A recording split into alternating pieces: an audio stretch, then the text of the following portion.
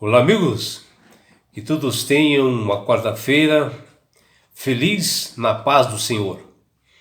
Vamos estudar a lição da Escola Sabatina e hoje, 28 de setembro, a lição de número 1, ela tem como título O Preço do Orgulho.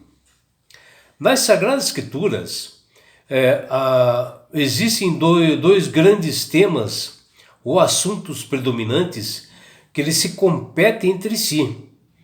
E um deles é o tema de Salém, Monte Sião, Jerusalém, Nova Jerusalém, que isto representa o reino de Deus. E já do outro lado existe o tema de Babel, Babilônia, que representa o domínio falsificado de Satanás.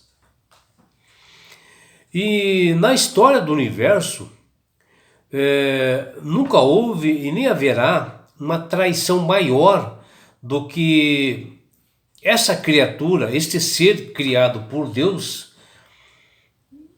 que representava o mais magnificente obra do seu Criador, que ele ressentiu-se de que a sua glória era apenas emprestada, que o papel que ele estava destinado era o de tão somente de refletir a infinita majestade do Deus que lhe deu fôlego de vida. E aqui, meus amigos, nós estamos falando do anjo de luz Satanás. E foi desta maneira que nasce no coração deste anjo, no caso Lúcifer, que ele se impulsionou a insurreição angélica, que foi a mais terrível sedição na história de todos os tempos. E por isso, já no início das Sagradas Escrituras, é falado da queda de Satanás e é tratado como fato acontecido. E os profetas, Ezequiel e Isaías, eles lembram muito bem nos seus livros o evento ocorrido com Lúcifer, e com bastante detalhes.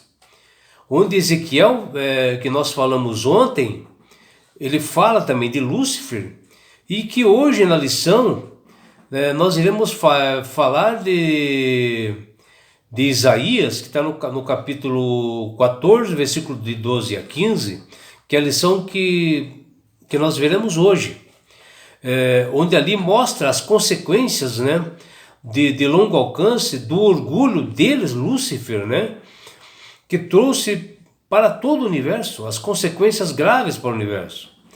E a Terra, até nos dias de hoje, sofre consequências devido a isso. E sempre ele, Lúcifer, acusando a Deus, como ele fez lá no céu, aqui na Terra, ele também continua acusando a Deus de sendo ditador, e responsável pelas coisas que acontecem nesse mundo. Onde ele vive espalhando mentiras, e em alguns casos até ele mistura mentiras com verdades e engana bastante pessoas. E isso acontece em várias doutrinas de igrejas hoje. Pessoas que são enganadas devido a esse inimigo, onde desencadeia descrenças, gerando um grande conflito espiritual. E aqui em Isaías, no capítulo 14, o profeta se utiliza das mesmas simbologias, e recursos literários, onde ele também faz uma analogia do rei Nabucodonosor com Lúcifer, em suas atuações e enganos que são semelhantes. E o profeta Isaías fala que o Nabucodonosor, que era rei da Babilônia, ele construiu uma grande estátua de ouro para ali ter uma representação e simbolizar o seu império, e mostrar também o seu poder aqui na Terra. E isso tudo por um sonho que ele rei Nabucodonosor teve.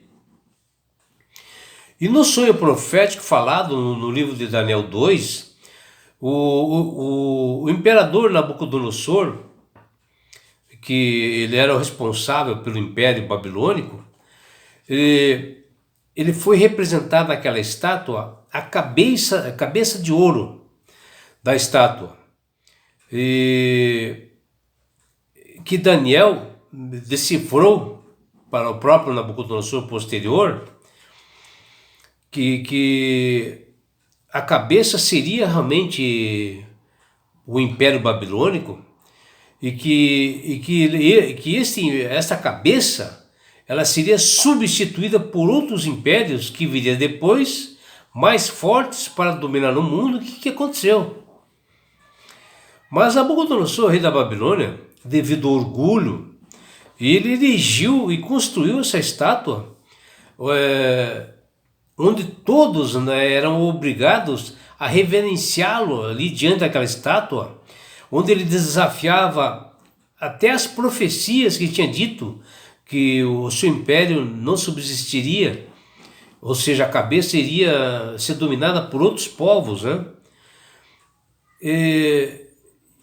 Mesmo ele sabendo da profecia, ele se quis colocar no lugar de Deus. Sendo assim soberano, ele queria ser soberano para a eternidade. Ele queria para sempre estar no comando do mundo, onde esse rei se deixou dominar pelo orgulho, numa arrogância, né? E tentava assim numa total desejo de supremacia, de dominar o mundo. Como de Deus não se zomba e não se desafia, Nabucodonosor teve uma das piores derrotas da sua vida, perdendo seu domínio para os medo-persas. E aqui em Isaías 14, Nabucodonosor é falado e mencionado somente, tem assim uma referência espiritual maior e mais extenso, com uma infinidade assim, de detalhes importantes, né, que Isaías coloca aqui, para ver bem a semelhança que existe, né, entre Nabucodonosor e Lúcifer, que inclusive no céu fez aquela rebelião, que se achava-se mais poderoso do que Deus. E nós vemos essas atitudes semelhantes nesse anjo de luz que se achou-se no direito, né? E tudo isso pelo orgulho, né? Pela arrogância, do desejo de controlar o mundo, né? De ter poder, de ter supremacia. E já Nabucodonosor, rei da Babilônia, deixou até de crer no Criador, porque ele conhecia Deus, né? Sabia da verdade, e ele acabou até deixando de acreditar e se achando que ele era poderoso para isso. E ainda, pior de tudo, que ele colocou Deus como um inimigo dele, um rival, né? Então Nabucodonosor ele quis estabelecer o seu trono acima de Deus, como também o Lúcifer fez. Disse que estaria acima das hostes celestiais e seria semelhante ao Altíssimo, que está lá em Isaías 14, versículo 14. E aí, meus amigos, a gente, diante dessas falácias, né, do inimigo, que ele continua enganando as pessoas, né, nós devemos tomar cuidado nisso e buscar instrução mais nas Sagradas Escrituras, para entender bem as artimanhas desse inimigo. E ali, dentro das Sagradas Escrituras, nós podemos ver perfeitamente que a origem do mal, aonde iniciou-se em Lúcifer, né? E o inimigo Lúcifer, e ele também lá no céu, ele não teve medo de acusar Deus daquilo que ele mesmo era o espalhador de mentiras, né? E provocar a e provocar a rebelião dos anjos lá no céu, que 1/3 ele conseguiu convencer. E hoje ainda, né, ele continua a espalhar mentiras, enganando assim, muitas pessoas, colocando dúvida, né, da existência de Deus.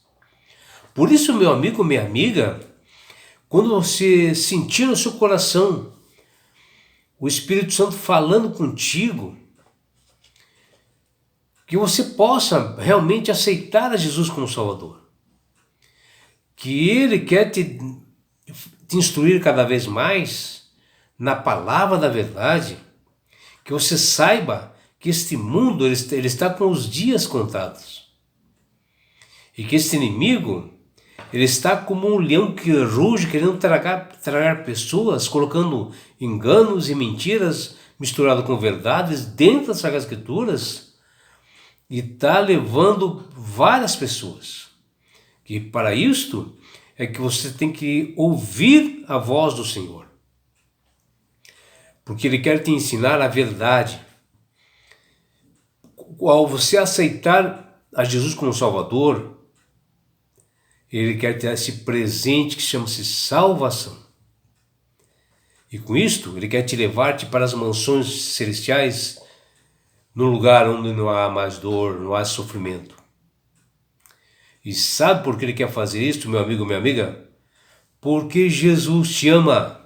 Abraços do seu amigo João Carlos Amorim.